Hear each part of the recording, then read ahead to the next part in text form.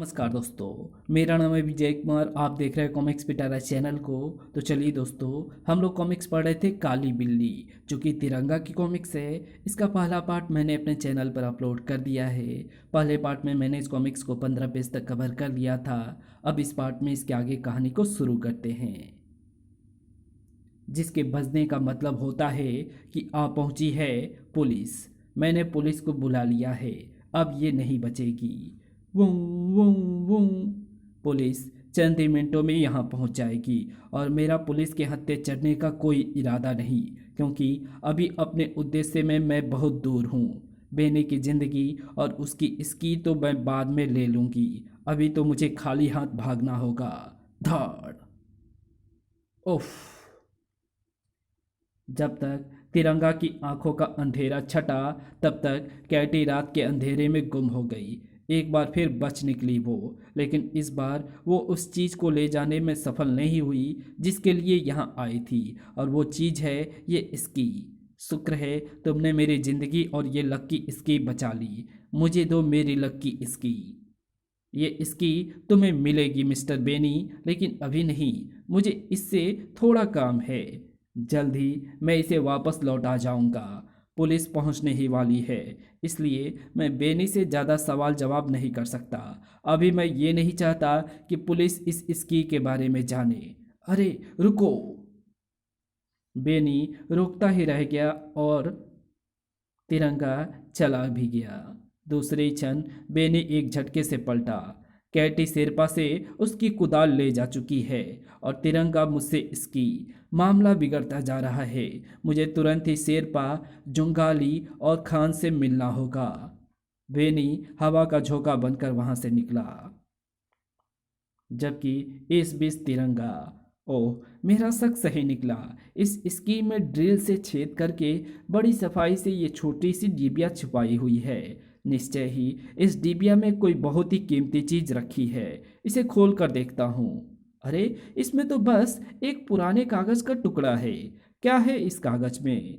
नक्शा? नहीं, शायद नक्शे का एक हिस्सा। लेकिन ये नक्शा है किस जगह का?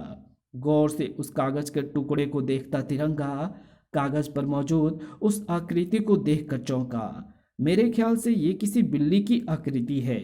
एक ऐसी बिल्ली जिसे देवी की तरह सजाया गया है। या शायद ये आकृति किसी ऐसी देवी की है जिसकी कल्पना बिल्ली की शक्ल में की गई है। अचानक एक झटके से उठ खड़ा हुआ तिरंगा। इस अधूरे नक्शे से तो मैं कहीं नहीं सकता। इस अधूरे नक्शे से तो मैं कहीं पहुंच नहीं सकता, लेकिन शायद इस बिल्ली देवी की आकृति की मदद से कहीं पहुंचा जा सकता है। तेजी से एक तरफ लहरा उठा वो देशभक्त जासूस ये नहीं जानता था कि एक और जासूस उस पर नजर रखे हुए था, जो कुछ ही पलों बाद ही अपनी रिपोर्ट अपने बॉस को दे रहा था। म्याऊं, म्याऊं, म्याऊं। ओ, यानी तुम ये कहना चाहती हो कि उसने देवी का चिन्ह देख लिया है और उसे देखकर वो तुरंत ही कहीं रवाना हो गया है। मैं जानती हूँ वो कहाँ जाएगा। अपने सभी साथियों को इकट्ठा करो और वहाँ पहुँचो, क्योंकि आज तुम सबको मेरी तरफ से डिनर पार्टी है, जिसमें तुम्हें खाने को मिलेगा तिरंगा का गोश्त। तिरंगा के पीछे कैटी जहाँ चल पड़ी थी, वहाँ 4 जने और पहुँचने वाले थे। गाड़ी और तेज चला खान। अगर तिरंगा वहां पहुंचकर वापस लौट गया तो हम लकीर पीटते ही रह जाएंगे। मुझे नहीं लगता कि तिरंगा वहां पहुंचेगा भी। वो ज़रूर वहां पहुंचेगा, क्योंकि मेरी इसकी से उसे मेरे हिस्से का नक्शा ढूंढ लेने में ज़्यादा देर नहीं लगेगी। और ना ज़्यादा देर लगेगी उसमें मौजूद बिल्ली देवी की आकृति को देखकर ये पता लगाने में कि उसे कहाँ पहुंचना है। और अगर भाग्य ने हमारा साथ दिया तो हमें कैटी भी वहीं मिलेगी। हमें नक्शे के दोनों हिस्से छीन लेने हैं। तभी खान और जोंगालो के पास मौजूद नक्शे से उन्हें मिलाकर हम अपनी मंजिल तक पहुंच पाएंगे। इधर तिरंगा स्कीम में रखे कागज में जो आकृति बनी हुई है वो ठीक वैसी ही है जैसे सूरज कुंड के इस प्रसिद्ध बिल्ली मंदिर के अंदर देवी की प्रतिमा रखी है। लेकिन इतनी रात गए मंदिर के कपाट बंद हैं। जबकि छानबीन के लिए मेरा इस समय मंदिर में मौजूद बिल्ली देवी की प्रतिमा तक पहुंचना ज़रूरी है। इसलिए मुझे इस मंदिर के पुजारी से मिलना होगा। पुजारी जी तो कई महीनों से अपने परिवार के साथ शिमला में स्थित देवी के बड़े मंदिर में उपासना हेतु गए हुए हैं। क्या मैं आपकी कोई सहायता कर सकता हूँ? तिरंगा ने उससे मंदिर में जाने का आग्रह किया तो उसने आनाकानी नहीं की। ये लीजिए मंदिर के कपाट की चाबी। जब तक चाहें देवी के दर्शन कीजिए और जाते वक्त इसे मेरे कमरे में दरवाजे के पास रख जाना। मेरी तबीयत ठीक नहीं है, मैं सो रहा हूँ। अच्छा हुआ ये पुजारी नींद का मारा निकला। मंदिर के कपाट खोलकर तिरंगा अंदर पहुंचा तो एक क्षण के लिए स्तब्ध रह गया। ओह, बिल्ली देवी की प्रतिमा के पास ही एक विशाल पिंजड़ा रखा है जिसमें सैकड़ों चूहे मौजूद हैं। लेकिन इतने चूहे यहाँ किस लिए? शायद बिल्ली देवी को चढ़ावे में चूहे ही चढ़ाए जाते हैं। तिरंगा ने जल्दी अपना ध्यान चूहों से हटाया। नक्शे में बनी आकृति और बिल्ली देवी की इस प्रतिमा का आपस में क्या संबंध है, इसका पता लगाने के लिए मुझे अच्छी खासी मेहनत करनी होगी। तुझे ये मेहनत करके अपना दिमाग खराब करने की ज़रूरत नहीं है तिरंगा। तेरे हाथों तेरी जिंदगी तो खत्म मेरे हाथों तेरी जिंदगी तो खत्म होने वाली है। धाड़। कैटी, तू यहाँ कैसे पहुंची? जासूसी करना सिर्फ तुझ जैसे इंसान के ही नहीं, मेरी बिल्लियाँ भी जानती हैं। ओह, समझा। लेकिन ये नहीं समझा कि जब तुझे पता है कि तुझे मेरे हाथों पिटकर भागना ही है तो बार बार मेरे मेरे सामने क्यों आ जाती है।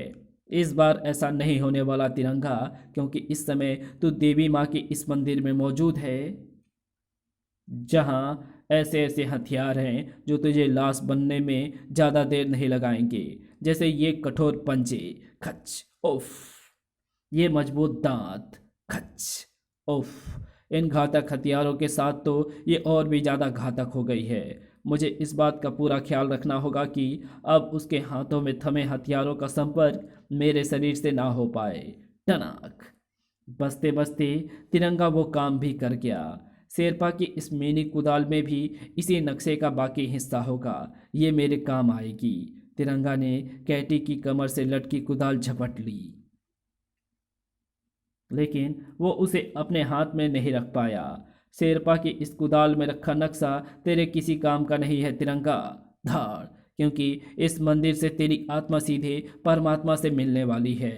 एक दूसरे को मात करने में जुटे हुए थे तिरंगा और कैटी, इसलिए उन चारों को वहां पहुंचते कोई नहीं देख पाया। हमारी किस्मत अच्छी है, तिरंगा और कैटी दोनों यही मौजूद हैं। ये दोनों लड़ते रहेंगे और हम नक्शे हासिल कर लेंगे। बिना आहट किए शेरपा आगे बढ़ा, लेकिन वो कैटी के कानों को मात नहीं दे पाया। ओह शेरपा, वो नक्शा लेने यहाँ आ पहुँचा है, मैं उसे छोड़ूंगी नहीं। तिरंगा को छोड़कर कैटी शेरपा की तरफ भागी, लेकिन तिरंगा ने उसे भागने नहीं दिया। अगर शेरपा इसकी और कुदाल लेकर जा रहा है तो ये ज़्यादा आफत वाली बात नहीं है। वो उन्हें लेकर कहीं नहीं भाग पाएगा, उसे तो मैं फिर पकड़ लूँगा। लेकिन अगर तुम भाग गई तो फिर आसानी से पकड़ में नहीं आने वाली। कैटी भाग ना सकी, जबकि शेरपा और उसके साथी जान छोड़कर भागे।